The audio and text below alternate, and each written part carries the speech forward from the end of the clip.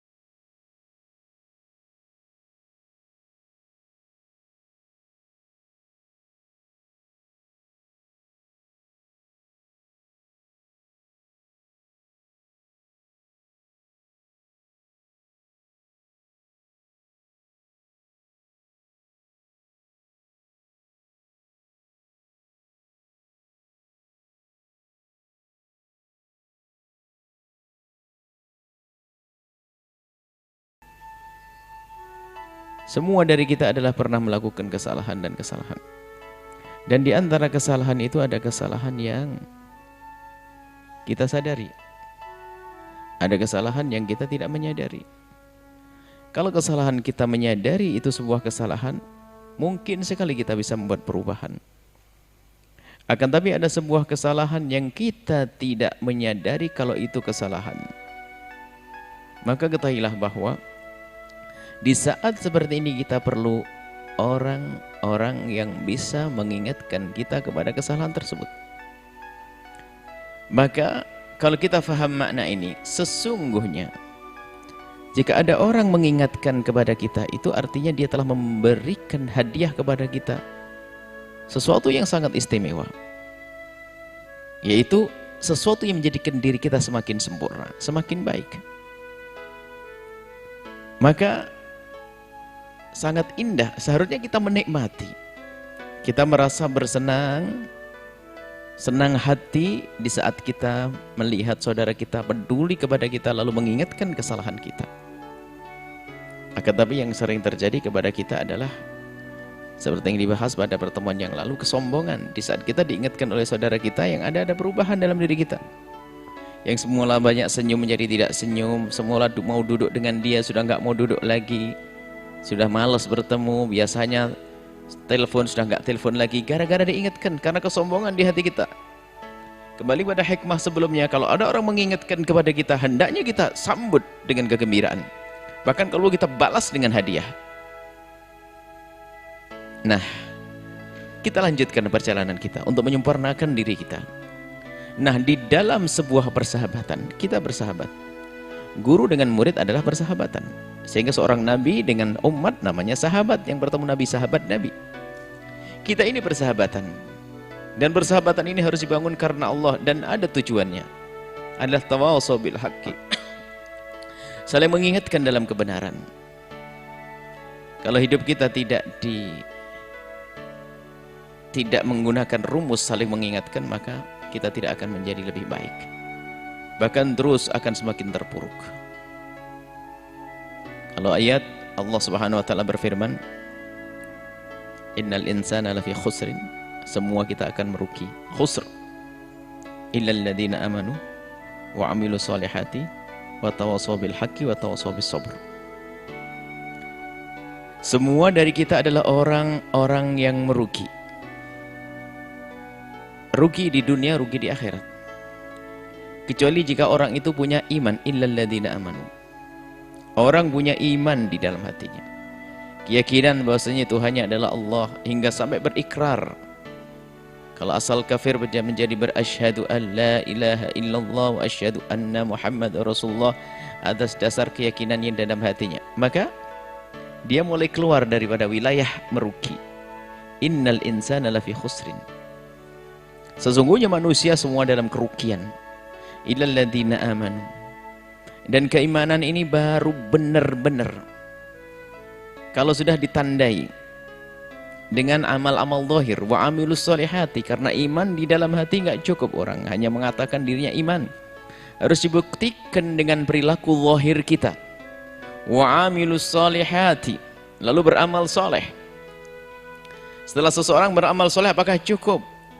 Jangan sampai orang hanya sibuk memperbaiki dirinya saja, nggak peduli orang lain benar atau tidak benar, nggak benar orang semacam itu. Dia di samping harus memperbaiki dirinya, itu dasar. Sebelum kita memperbaiki orang lain, dasar kita adalah iman di dalam hati kita. Kemudian kita beramal, dan amal itu kita fokus membenahi diri. Dan setelah seseorang membenahi diri, harus masuk wilayah selanjutnya. Bukan sekedar menjadi minas salihin, akan tapi hendaknya harus melangkah menjadi minal muslihin, yang berusaha untuk memperbaiki orang lain. Dalam ayat disebutkan watawasau bil haqqi, nah, saling mengingatkan, watawasau bis sabri. Jadi iman saja di dalam hati. Ada orang meninggalkan sholat, ada iman di dalam hatinya, hanya tipis imannya, tapi masih ada. Ada orang melakukan keharaman, ada imannya. Akan tapi jika iman itu benar-benar jaga, disuburkan, akan menjadikan anggota tubuhnya susah melakukan kemaksiatan. Makanya dalam akidah kita, iman yazidu wa yanqus, iman bertambah dan berkurang dengan ibadah kita. Semangat kita menjalankan kebaikan, meningkat itu iman. Bersama merosotnya kebaikan kita, lalu dibarengi dengan kemaksiatan, akan turun itu iman. Iman turun, bisa sampai rendah, nggak ada iman lagi, naudzubillah. Nah, iman di dalam hati kemudian diwujudkan, ditampakkan dalam bentuk perilaku zahir amal kita. Dan amal kita ini dimulai dari ku anfusakum, menjaga diri kita sendiri, kebaikan untuk kita. Salat kita, perilaku kita, kita dengan Allah, diri kita sendiri. Dan setelah itu kita harus masuk, langkah selanjutnya adalah agar kita benar-benar keluar dari wilayah merugi. Setelah beriman, amal saleh, sempurnakan tawasau bil haqq, mengingatkan kepada kebaikan, saling mengingatkan di antara kita dalam kebaikan. Wa tawasau bis sabri, mengingatkan dalam kesabaran. Sabar ini maknanya luas, sabar menjalankan syariat. Sabar maknanya luas. Yang jelas di sini harus saling tawasau, saling mengingatkan. Sehingga salah satu dari rumus yang hidup indah dalam rumah tangga dan bermasyarakat yang harus selalu dihadirkan adalah bagaimana kita menjadi orang yang mudah mengingatkan dan mudah diingatkan. Nah, di dalam kita mencari teman, ini babnya hikmah yang kita hadirkan pada kesempatan ini. kita harus bisa memilah teman kita yang sesungguhnya seperti apa sih. Sekaligus ngoreksi diri kita. Ada teman kerjanya nyanjung terus. Sepanjang kita duduk dengan dia hanya nyanjung, nggak pernah memberikan kritikan kepada kita, nggak pernah mengingatkan. Hati-hati, dia pendusta. Karena kita bukan malaikat dan kita bukan nabi, kita ada kesalahannya. Sementara dia tidak pernah menyebut kekurangan kita. Hati-hati. Bahkan sampai baginda Nabi itu kalau pernah menyebutkan kalau ada orang menyanjung di depan mukamu, taburkan debu di mukanya. Artinya apa? Jangan gampang engkau berbangga di saat engkau disanjung. Hati-hati. Yang biasa hanya kerjanya nyanjung saja, tapi tidak memberikan kritikan, bisa jadi dia adalah orang yang mengharapkan sesuatu imbalan darimu, penjilat, dan dia tidak menghendaki kebaikan untukmu. Yang lebih aneh lagi adalah sudah tahu kita tidak pantas disanjung, kita bangga lagi. Ini aneh sekali. Kita tidak pantas disanjung, ya siapa dulu, bangga dia. Ya seperti orang di sebuah toilet, di toilet umum, kan gantian toilet ngantri. Yang setelah orang yang pertama masuk, keluar. Masya Allah namanya toilet dan dia kayaknya buang air. Aromanya luar biasa. Kemudian orang yang kedua itu pas kebuka pintunya langsung tersenyum. Sip. Baru sekarang aku menemukan bahwasanya ada orang buang air ternyata baunya harum. Ya. Kalau engkau masih tersenyum bangga berarti gila sudah. Ada orang buang angin dibilang, oh parfum. Ya gila. Begitulah kalau orang hanya senang disanjung-sanjung, dia sakit dia. Dan memang kita perlu menyanjung seseorang kalau memang dia layak disanjung. Baginda Nabi, orang yang dekat dengan Nabi, meniru Nabi, itu perlu disanjung. Akan tapi ada orang yang hidupnya hanya pengen nyanjung, tapi bukan karena sanjungan sesungguhnya, karena itu hanya menjilat. Berlebihan. Hati kecil kita tuh ngerti kalau dia tuh berbohong, dia menjilat. Semua akan merasakan kalau dia penjilat. Kecuali memang kita senang dibegitukan, ya memang kita sudah rusak. Radarnya sudah nggak hidup, mati. Sanjungan bohong pun kita nggak sadar, seolah dia benar, ya itu tadi gila. Nah, sahabatmu adalah di saat engkau melakukan kesalahan, ternyata dia dengan bersemangat untuk membenahi kesalahanmu. Itu adalah sahabat sejatimu. Maka jangan berkawan dengan orang yang tidak pernah mengingatkanmu, tidak menegurmu. Adapun cara itu berbeda-beda. Ada dengan cara lembut, halus. Mengingatkan dengan cara halus sekali. Sebab Imam Ghazali rahimahullah ta'ala memberikan gambaran orang itu ada 3 macam.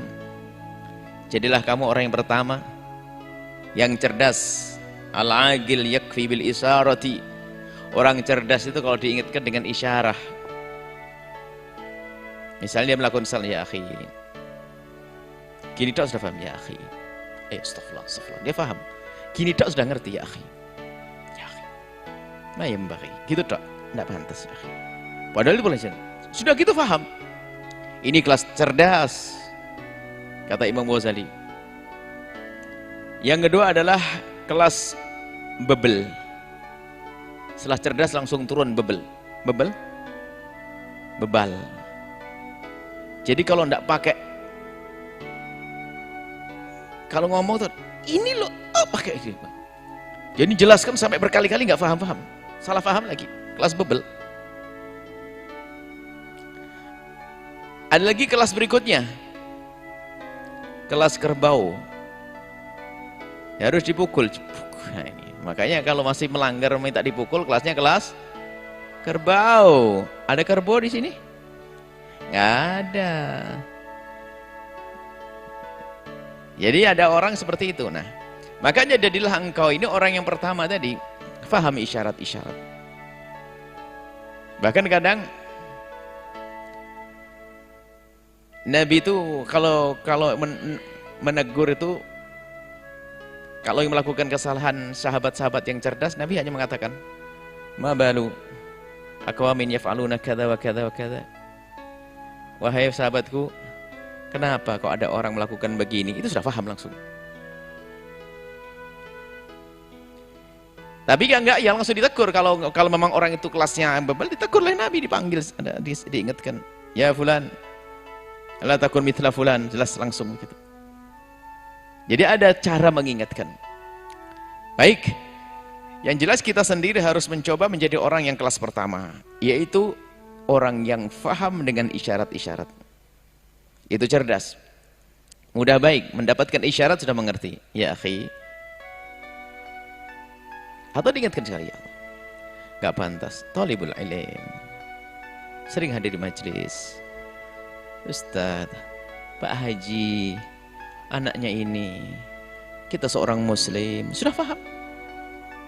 Baik, ini cara kita mengingatkan orang. Akan tapi yang tadi, yang pembahasan hikmah ini adalah bagaimana kita punya sahabat. Carilah sahabat yang dia sangat semangat di saat kita bersalah lalu mengingatkan kita. Adapun hati kita sudah kita buka pada hikmah yang sebelumnya. Hati yang baik adalah hati yang mudah berterima kasih di saat diingatkan. Ini sudah kemarin. Sekarang kelanjutannya adalah kalau kita mencari kawan sejatimu adalah orang yang senang mengingatkan kamu di saat engkau melakukan kesalahan. Jika engkau punya kawan yang tidak pernah mengingatkan kesalahan sementara dia melihat dirimu salah, maka sesungguhnya dia adalah musuh yang menyamar jadi sahabatmu. Musuh yang nyamar jadi istrimu, wahai para suami. Musuh yang menyamar jadi suamimu, wahai para istri. Suaminya melakukan kerjaan yang haram, cari nafkah, istrinya diam saja, nggak pernah mengingatkan. Sebetulnya istri itu yang kurang ajar, dia musuh, dia pengen menjerumuskan suaminya. Terus bang, masuk, lanjutin, biar neraka paling dalam. Salah. Kadang lihat suaminya melakukan keharaman, tidak pernah mengingatkan dia. Melihat sahabatnya melakukan dosa, membiarkan begitu saja, tidak berusaha untuk mengingatkannya. Maka dia adalah musuh yang menyamar menjadi sahabat. Ini bahaya dalam hidup semacam ini. Penjilat-penjilat. Lihat dalam kehidupan ada yang penjilat, dia menyanjung sesuatu yang nggak ada. Kita pun mendengar geli. Lebih menggelikan lagi adalah yang disanjung sesuatu yang dia tidak punya itu. Dia bangga lagi, merasa dia seperti itu. Nah ini lebih gila lagi. Dan jangan menjadi dua-duanya. Ayo kita menjadi orang yang mudah diingatkan, bangga di saat diingatkan, dan jangan gampang terbang dengan sanjungan. Jangan mudah terbang dengan sanjungan. Bahkan kalaupun seandainya ada orang menyanjung pada kita dengan sesuatu yang memang kita ada bentuk kebaikan, puji syukur kepada Alhamdulillahilladzi adharul jamil wa satarul qabih.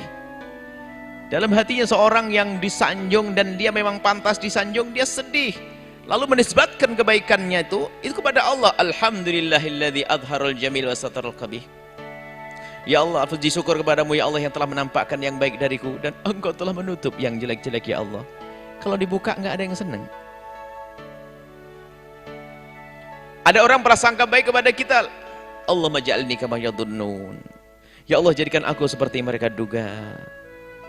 Bukan langsung terbang habis seolah-olah menjadi orang yang super nomor satu, number one, nggak ada lagi tandingannya. Ini adalah orang sombong gila. Baik, makalah dalam persahabatan itu kembali kepada hikmah sebelumnya. Biasakan dalam hidup kita adalah mudah mengingatkan dan mudah untuk diingatkan. Kemudian sahabat sejatimu adalah kalau dia adalah senang mengingatkanmu di saat engkau melakukan kesalahan. Kalau sudah sahabatmu tidak pernah mengingatkan dirimu di saat engkau melakukan kesalahan, hati-hati. Dia sesungguhnya bukan sahabatmu. Dia adalah orang yang tidak menginginkan kebaikan atas dirimu. Sebetulnya dia hanya ingin mendapatkan kebaikan untuk dirinya karena duduk denganmu, ingin makan bersamamu, mengambil uangmu, atau sesuatu kesenangan untuk dia. Tapi dia tidak memikirkan kebaikan untuk kita. Nah inilah. Kemudian kita lanjutkan tentang Imam Ghazali waktu mengingatkan. Masalah mengingatkan. Ada kalau Sayyidina Umar bin Khattab di saat diingatkan oleh seseorang mendoakan sampai mengingatkan. Beliau seorang khalifah, bayangkan. Bukan kelas-kelas kayak kita, khalifah. Manusia terbaik yang ketiga setelah baginda Nabi. Sayyidina Abu Bakar, Sayyidina Umar. Apa kata beliau? di saat ditegur oleh seseorang, rahimallah imra'an ahdali uyubi. Semoga Allah memberikan kasih sayang orang yang mengingatkan aku, yang mengkritik aku. Nah ini hebat. Orang besar. Sekarang kita ini diingatkan sama orang marah. Maunya disanjung saja. Maka beruntunglah kalau kita punya kawan yang bisa mengingatkan kita. Nah, Imam Ghazali menyebutkan tentang bagaimana agar kita bisa berbenah menjadi lebih baik. Karena kita semuanya punya kesalahan. Kemudian kalau yang namanya kekotoran diri kita itu kan susah kita melihat. Karena ada aku, ada ego. Karena juga kita bahas di sini. Kekotoran diri itu susah dilihat. Orang bisa mencium bau keringat tetangganya. Tapi keringat dirinya sudah aman karena sudah dekat sekali dengan hidungnya, sudah setiap hari mencium. Orang kalau melihat kekotoran orang mudah, tapi melihat kotoran diri susah. Semut di seberang laut kelihatan, tapi gajah di pelupuk mata nggak kelihatan. Karena ada ego, ada aku. Seperti yang kita contohkan, ego ini adalah satu. Kemarin, kalau kita di sebuah meja begitu, tiba-tiba di situ ada ingus. Ingus kita menyentuh dengan tangan kita. Mau makan lagi. Ada ingus. Merasa jadi astagfirullah ada ingus. Siapa kurang ajar ini? Buang ingus di meja. Kita buangnya itu jijik dengan kasih tisu pun cepat-cepat banget. Gini. Ingus. Merasa jijik karena ingus. Siapa nggak jijik dengan ingus? Baik. Tapi suatu ketika, ya kebanyakan minum es di musim panas, akhirnya dia sendiri kena flu. Wah, ingusnya ada gudang ingus ini. Cuman gini dok, biru. Tenang aja dia, nggak merasa jijik. Kenapa? Ada akunya. Ini milikku, kalau tadi miliknya. Ego ini suka menutupi kekurangan kita sendiri. Maka tadi memang kodurat khissiyah sama kodurat maknawiyah sama. Kodurat, kekotoran batin sama kekotoran dohir itu sama. Kalau sudah kekotoran milikku itu sering tertutupi. Maka Imam Ghazali menjelaskan, agar engkau bisa mengetahui kekuranganmu, agar engkau sempurnakan, maka kita semua punya kekurangan. Kalau tidak tahu kekurangannya, bagaimana kita bisa menyempurnakan? Maka yang pertama, kamu selalu koreksi dirimu sendiri. Terus koreksi. Introspeksi, mencari kekurangan. Akan tapi ketahuilah, egomu selalu menutupi itu semuanya. Maka cara yang kedua adalah mintalah kepada sahabat karibmu, orang-orang dekatmu, agar dia selalu mengingatkanmu di saat engkau melakukan kesalahan. Sudah komitmen dengan istri, wahai istriku tolong, aku akan semakin cinta kepadamu kalau aku salah engkau langsung mengingatkanku. Tapi kalau kau tunda, awas, aku akan murka dan marah. Wahai sahabatku, kita sepakat bersahabat. Kita berjanji. Janji apa? Kalau aku bersalah, kau harus mengingatkan dengan cepat sebelum aku terlanjur jauh melakukan kesalahan. Oke. Nah ini harus bersahabat itu seperti itu. Makna ini yang berkebahasan nih. Persahabatan harus punya makna ini. Jadi sahabat sejatimu yaitu yang bisa mengingatkan kamu. Bahkan di saat seseorang itu begitu mudah mengingatkan dirimu, itu merasakan dirimu adalah dirinya satu. Ada orang ingatkan gak enak karena masih jauh, kurang dekat. Mau tak ingatkan nanti jangan-jangan marah, jangan-jangan karena memang ada jarak. Ada dinding pemisah, yaitu rasa jauh. Sehingga kita tidak mudah mengingatkan. Maka di saat tidak mudah mengingatkan berarti ada sesuatu. Tapi kalau sudah kita sehati kita, satu, nggak susah mengingatkan, menunda pun mungkin nggak bisa, malah nggak bisa tidur. Harus aku ingatkan sekarang, sebelum berlarut dalam dosa, sebelum berlarut dalam kesalahan. Maka kalau ada orang sudah berani mengingatkan dirimu, artinya sudah ada kedekatan itu. Maka itu sahabat sejatimu. Terus kata Imam Ghazali rahimahullah ta'ala, kalau engkau ingin mengetahui kekurangan dirimu, jika dengan sahabatmu pun kadang, ya namanya sahabat, sebuah namanya manusia, kadang-kadang karena baru dibaikin sudah nggak enak ngingetin, takut. Maka cara yang ketiga untuk engkau mengetahui kesalahanmu dan kekuranganmu adalah dari ucapan musuh-musuhmu. Musuh itu kan selalu mencari kesalahan kita. Orang yang mendengki kepadamu, orang yang hasut kepadamu, dia akan selalu mencari kekuranganmu. Ambil faedah di balik itu semuanya. Misalnya kamu sudah menjadi seorang ustadz lalu dibilang, "Alah, ustadz apaan, akhlaknya nggak bener." Oh, alhamdulillah dikasih tahu. Memang barangkali akhlaknya nggak bener. Tinggal gitu saja. Oh, akhlak apaan tuh? Ngajarnya nggak becus. Oh, bener juga. Nggak usah bingung, nggak usah marah. Dia ngasih tahu sama kita.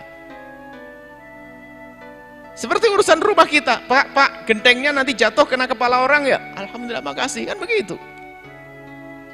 Jadi itulah perlunya kita itu punya sahabat yang bisa mengingatkan kita.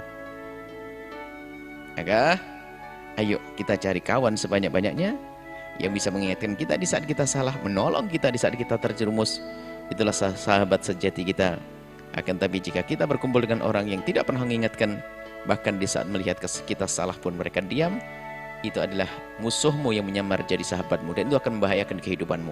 Apalagi yang hidupnya hanya menyanjung dan menyanjung, tidak pernah mengingatkan. Sementara kita adalah tidak layak disanjung selamanya. Karena apa? Ada kesalahan pada diri kita. Semoga Allah menjadikan kita hamba yang bisa menerima di saat kita diingatkan. Allah menjauhkan kita dari sifat sombong, dan semoga Allah memberikan kita keberanian, ketulusan, kemudahan, kebaikan, cara yang benar di dalam mengingatkan saudara kita. Bismillah, alhamdulillahirrahmanirrahim. Allahumma salli ala sayyidina Muhammad wa ala sayyidina Muhammad. Allahumma ya Allah, jadikan kami hamba yang saling mencintai karenamu ya Allah.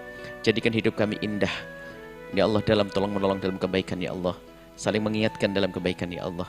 Dan kami mohon ya Allah, ampuni orang tua kami dan guru-guru kami ya Allah. Dan kami mohon ya Allah, kumpulkan kami bersama orang-orang yang akan membawa kami kepada kebaikan, kebenaran ya Allah. Kumpulkan kami dengan orang-orang yang akan menjadikan sebab keselamatan kami di dunia dan di akhirat. Dan kami mohon ya Allah, jaga kami semua ya Allah, lahir batin kami ya Allah, keluarga kami, suami, istri, anak-anak dan santri semuanya, para guru. Dan kami mohon ya Allah, panjangkan umur kami dalam ketaatan serta sehat walafiat. Dan kami mohon bersihkan hati kami dari segala macam penyakitnya. Dan kami mohon ya Allah, berikan kepada kami semua husnul khotimah. Dan kami mohon ya Allah, angkat wabah dari negeri ini ya Allah, ganti dengan rahmatmu, kasih sayangmu ya Allah, pertolonganmu ya Allah. Dan berikan kepada kami semua husnul khotimah, mati dalam keadaan iman. Dan kami mohon ya Allah, jadikan ucapan kami di akhir hayat kami kelak, saat Engkau hendak mencabut nyawa kami ingin saat itu Allah, saat itu ya Allah, hati dan lidah kami mampu mengucapkan kalimat agung dan mulia, la ilaha illallah Muhammadur Rasulullah, la ilaha illallah Muhammadur Rasulullah, la ilaha illallah Muhammadur Rasulullah sallallahu alaihi wasallam. Rabbana atina fid dunya hasanah wa fil akhirati hasanah wa qina adzabannar. Wa sallallahu ala sayyidina Muhammadin wa ala alihi washabihi wasallam. Walhamdulillahirabbil alamin. Al-Fatihah.